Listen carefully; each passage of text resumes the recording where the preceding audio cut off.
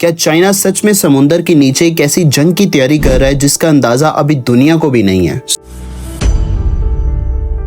सोचो, एक ऐसी वार जहां ना फाइटर जेट हो, ना मिसाइल्स की आवाज हो, बल्कि खामोशी हो, गहरा समुंदर हो और अंधेरे में छुपी हुई सबमरीन्स।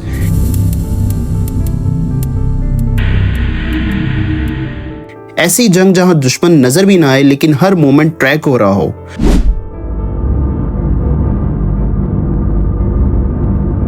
दोस्तों, रिसेंट रिपोर्ट के मुताबिक चाइना ओशंस का डिटेल मैपिंग कर रहा है। पैसिफिक से लेकर इंडिया ओशन तक हर गहराई, हर रास्ता, हर छुपी जगह को रिकॉर्ड किया जा रहा है। लेकिन सवाल ये है कि ये सिर्फ साइंटिफिक रिसर्च है या फिर एक ऐसी प्रिपरेशन जो फ्यूचर की सबसे डेंजरस अंडर वाटर वॉर का बेस बन सकती है।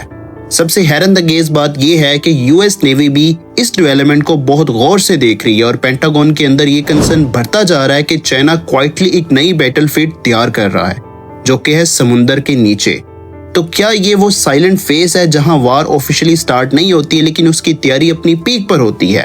तो अगर ये सब कुछ सच है तो कल की जंग सिर्फ जमीन पर नहीं बल्कि पानी के नीचे भी लड़ी जाएगी। तो आज की वीडियो दोस्तों बड़ी इंटरेस्टिंग होने वाली है क्योंकि आज मैं इस पूरी स्ट्रेटेजी पर स्टेप बाय स्टेप बात करूंगा।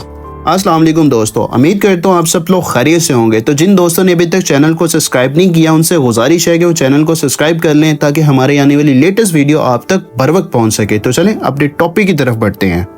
सबसे पहले समझते हैं दोस्तों कि ओशन मैपिंग आखिर में है क्या। असल में समुंदर का 80% से ज्यादा हिस्सा आज भी इंसानों के लिए एक राज है। चाइना अपना एडवांस सोनर सिस्टम और मैपिंग सैटेलाइट के जरिए समुंदर की गहराई, पहाड़ और रास्तों का नक्शा तैयार कर रहा है। दोस्तों, नॉर्मल रिसर्च में हम मछलियां और मिनरल्स को ढूंढते हैं लेकिन मिलिट्री मैपिंग का मकसद होता है उन रास्तों को तलाश करना जहां से बड़ी बड़ी सबमरीन बिना दुश्मन के रेडार में आए निकल सके। चाइना का रिसर्च शिप आज भी इंडियन ओशन और पैसिफिक में हर वक्त मौजूद है। दोस्तों, सवालात तब उठते हैं जब इस मैपिंग का स्केल बहुत बड़ा हो जाए। चाइना सिर्फ अपने साहिल के पास मैपिंग नहीं कर रहा बल्कि वो दुश्मन के इलाकों यानी ऑस्ट्रेलिया के करीब और यूएसए के हवाई आइसलैंड के रास्ते में भी एक्टिव है। दोस्तों, इतनी बड़ी इन्वेस्टमेंट और सस्पिशियस टाइम जब यूएसए और चाइना के ताल्लुकात तारीख की सबसे निचली सतह पर हैं, साफ इशारा करती है कि मकसद सिर्फ इल्म हासिल करना नहीं बल्कि कंट्रोल हासिल करना है। दोस्तों, अब आते हैं अहम पॉइंट पर। मॉडर्न वार में सबमरीन का सबसे बड़ा हथियार उसका छुपना होता है। अगर चाइना को समुद्र के नीचे का रास्ता का सही नक्शा पता हो तो उसकी न्यूक्लियर सबमरीन दुश्मन के रेडार और सोनार को चकमा देकर उसके करीब पहुंच सकती है। इस मैपिंग से चाइना को दो बड़े फायदे होते हैं दोस्तों। एक, सबमरीन बिना किसी पहाड़ से टकराए तेजी से निकल सकती है। दूसरा, जब चाइना को समुंदर का नॉर्मल साउंड पता होगा तो वो दुश्मन की सबमरीन की हल्की सी हरकत को भी फौरन पकड़ लेगा।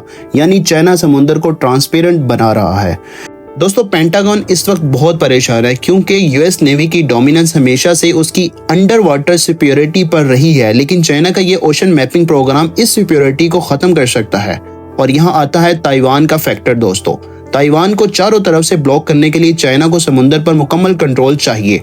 दोस्तों, अगर चाइना ने ताइवान के गिर्द समुद्री रास्ते को मैप कर लिया तो वो यूएस नेवी के कैरियर ग्रुप को करीब आने से पहले ही रोक सकता है। सोचिए, अगर जंग छिड़ जाती है, ये जंग सिर्फ मिसाइल से ज्यादा खामोश टॉर्पीडोज की जंग होगी। चाइना की सबमरीन दुश्मन की सप्लाई लाइन यानी कि ग्लोबल ट्रेड को काट सकती है। इंटरनेट की केबल जो समुद्र के नीचे हैं उन्हें तबाह किया जा सकता है। ये एक ऐसी साइलेंट बैटल होगी जिसका असर पूरी दुनिया की इकोनॉमिक्स पर पड़ेगा। दोस्तों, साइंस बिल्कुल क्लियर है।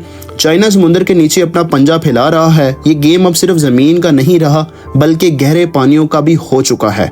तो दोस्तों, क्या चाइना वाकई यूएस को समुद्र में हरा पाएगा या ये सिर्फ दुश्मन को डराने की एक स्ट्रेटजी है? आप क्या सोचती हैं? क्या चाइना वाकई जंग की तैयारी कर रहा है या सिर्फ अपनी हिफाजत के लिए?